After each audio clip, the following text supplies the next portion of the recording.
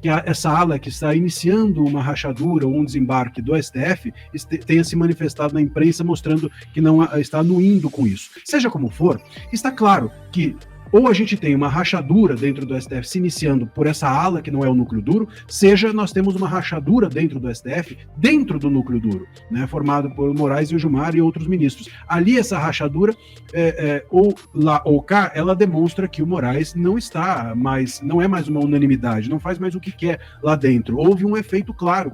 Talvez ele vá para uma embaixada na Venezuela ou algo assim, né? Cuba ou Coreia do Norte, podia ser uma boa pedida, mas acho que ele vai querer Paris, né? Mais a cara dele, Londres, algo assim, que tem mas, se vier Magnitsky antes, hein? Olá, pessoal, sejam bem-vindos. O meu nome é Bruno. Se você gosta e apoia o nosso conteúdo, então deixa o seu like e inscreva-se no canal.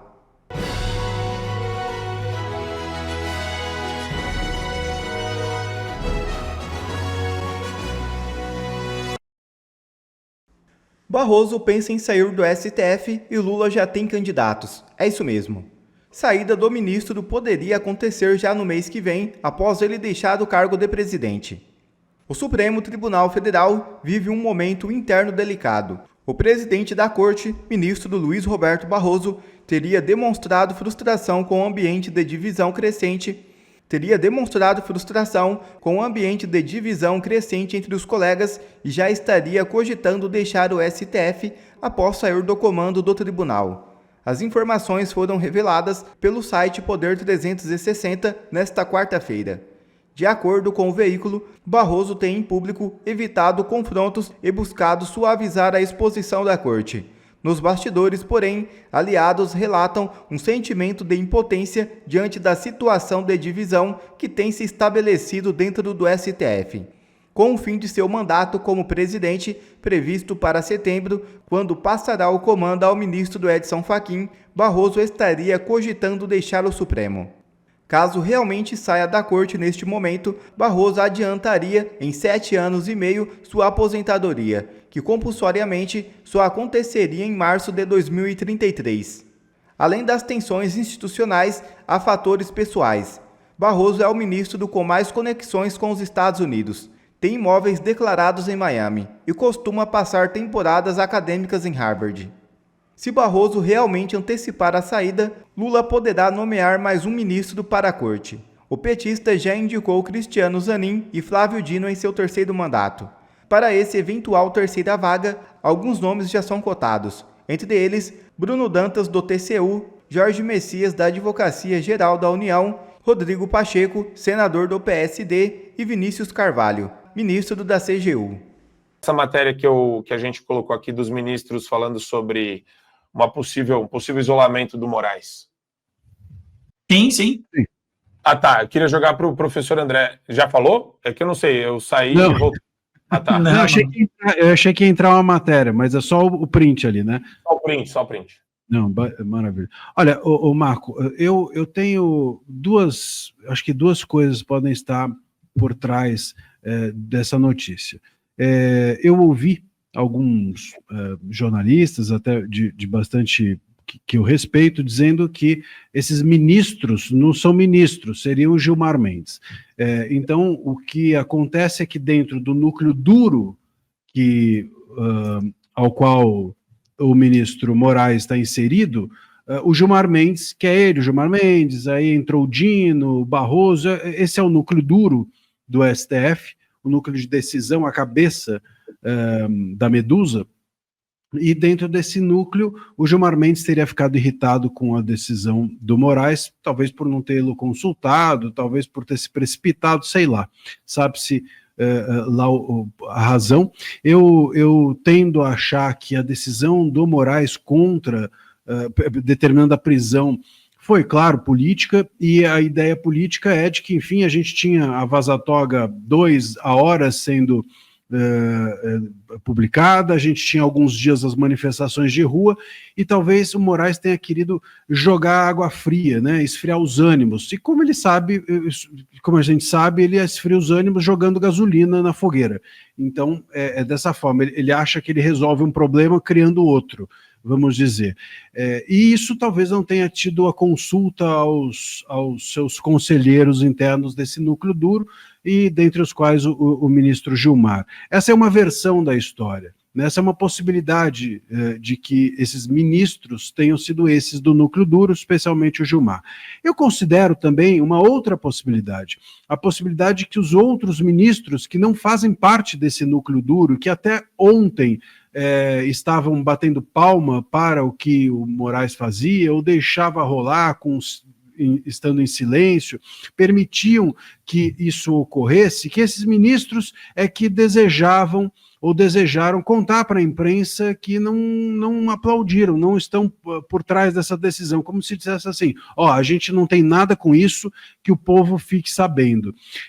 Pode ser também, pode ser que essa ala que está iniciando uma rachadura ou um desembarque do STF tenha se manifestado na imprensa mostrando que não está anuindo com isso. Seja como for, está claro que ou a gente tem uma rachadura dentro do STF se iniciando por essa ala que não é o núcleo duro, seja nós temos uma rachadura dentro do STF, dentro do núcleo duro, né, formado por Moraes e o Gilmar e outros ministros. Ali essa rachadura, ou lá ou cá, ela demonstra que o Moraes não é mais uma unanimidade, não faz mais o que quer lá dentro. Houve um efeito claro, portanto, de todas essas sanções. Nós temos um STF iniciando algum tipo de confronto interno. E talvez esse confronto interno possa levar ou a uma anuência com impeachment, ou eles dão carta branca ou carta verde para que o impeachment saia, porque a gente tem que lembrar também que o impeachment não vai adiante, porque o STF tem, dentro das presidências das casas legislativas, aliados. Eles estão lá para represar a vontade da maioria, a vontade da oposição e a vontade do povo, portanto. Então pode acontecer isso, ou pode ser que essa rachadura dentro do STF signifique que eles próprios estejam tendendo a uma solução intramuros, né? Vamos aqui conversar entre nós e expurgar quem tem que ser expurgado para que todos nós não sejamos despejados no abismo.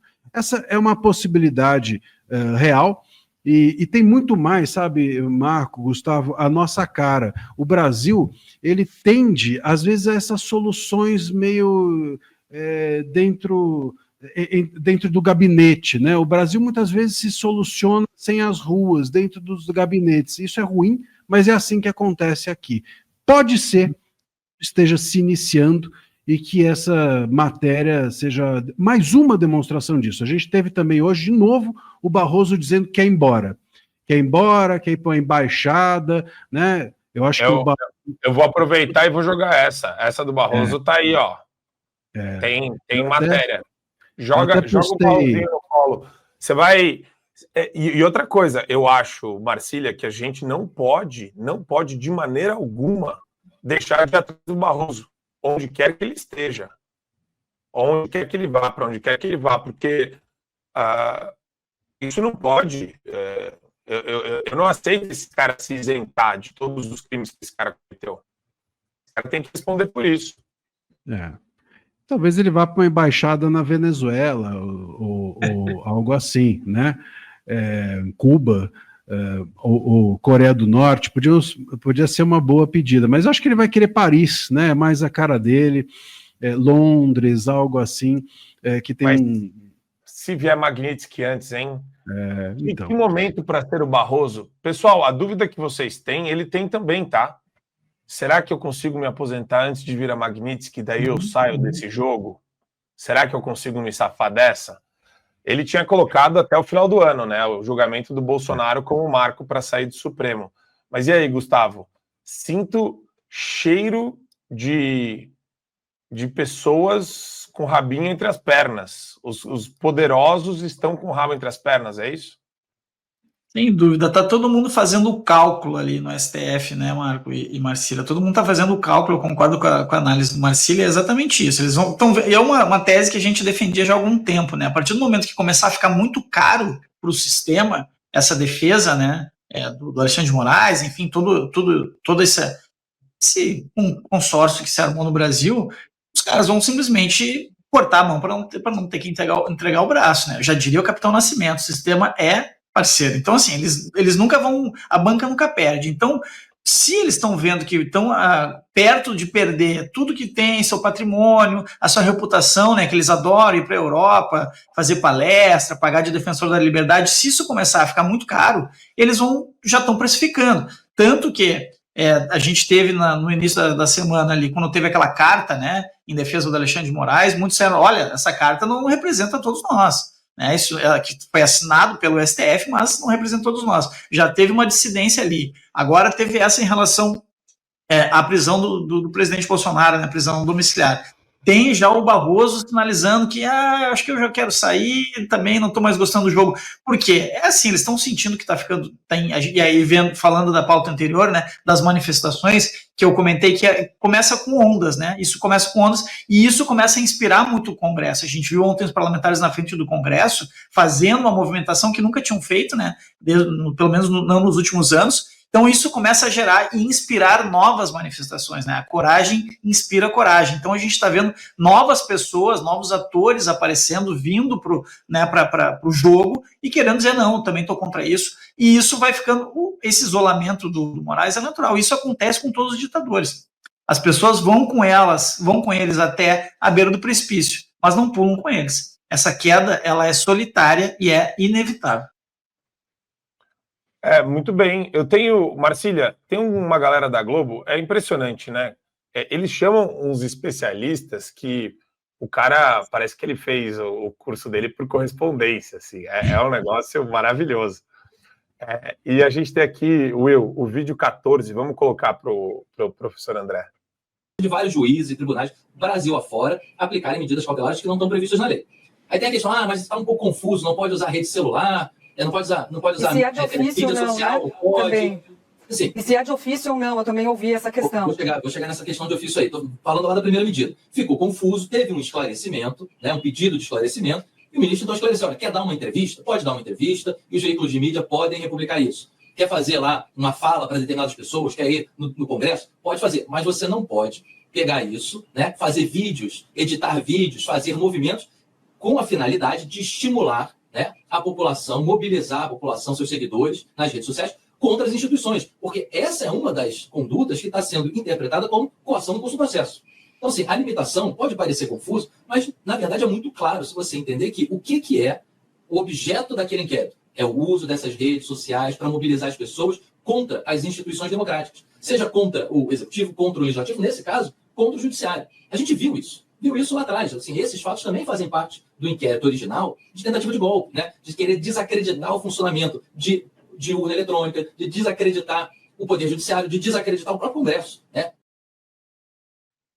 Está louco? Vai desacreditar o Congresso? Está louco? Está louco? Está louco? Marcília, você enlouqueceu? Você vai desacreditar o Congresso, o Judiciário? Você está maluco, irmão? Você quer um inquérito na cabeça? Ele gritou isso para mim. Professor. Você sabe que eu estava ontem numa rede de TV e um querido Roberto Mota, a quem eu respeito muito, fez uma ótima pergunta. Falou assim, qual foi, nesses debates que você participa, qual foi o argumento mais bizarro que você já ouviu? E é uma ótima pergunta, porque eu tenho uma coleção deles. Eu não debati com esse professor, mas eu gostaria, porque esse entraria no meu top 10 ali dos argumentos. Né? Então, quer dizer, é mais ou menos o seguinte, o Bolsonaro, ele pode falar, fique tranquilo, ele pode falar, ele só não pode ser ouvido, é isso, né? Essa é a decisão do Moraes. Se ele for ouvido por alguém que, por acaso, é considerado pelo Moraes como uma milícia digital, bom, aí o Bolsonaro é que vai ser punido. Então aqui eu estou falando, estou dando a minha opinião, e a minha opinião, você pode dar a sua opinião à vontade, mas se por acaso a sua opinião for ouvida por alguém que não deve ouvir, e essa pessoa usar a sua opinião, você vai ser preso. Então, enfim, como é que eu controlo isso? Né? Como é que eu posso impedir que alguém ouça, alguém errado, vamos dizer assim, ouça a minha opinião e a use de uma forma indevida? E outra, qual é essa forma indevida? Onde está o crime da forma indevida? Qual é a tal forma indevida? Você falar contra o STF, você questionar a democracia. Sabe quem questiona a democracia? Eu não sei se o professor aí mencionado sabe. Eu vou até apresentar para ele um livro, está aqui em cima, eu infelizmente não consigo mostrar, mas se chama Aristóteles. Um livro chamado A Política. A política do Aristóteles, lá ele questiona a democracia. Então, o Aristóteles, de repente, fazia parte de uma milícia digital. Será que os gregos não eram todos uma milícia digital e deveriam estar todos no inquérito? Vamos botar os descendentes deles nos inquéritos todos, porque eles questionavam a democracia. Olha só que absurdo. Então, a gente está aqui querendo criminalizar a intelectualidade. É incrível um professor desejar isso, né? Um professor querendo criminalizar a atividade intelectual de questionar. Porra, é exatamente a base de toda a intelectualidade, questionar. Como é que alguém pode ser professor e questionar e querer criminalizar o questionamento? Pô, é o fim do mundo. Onde que a gente está? É impressionante, é um negócio assim, olha, eu tenho vontade, que nem avestruz, enterrar minha cabeça na areia e ficar lá até passar isso daí, porque não dá para dialogar com esse tipo de argumento.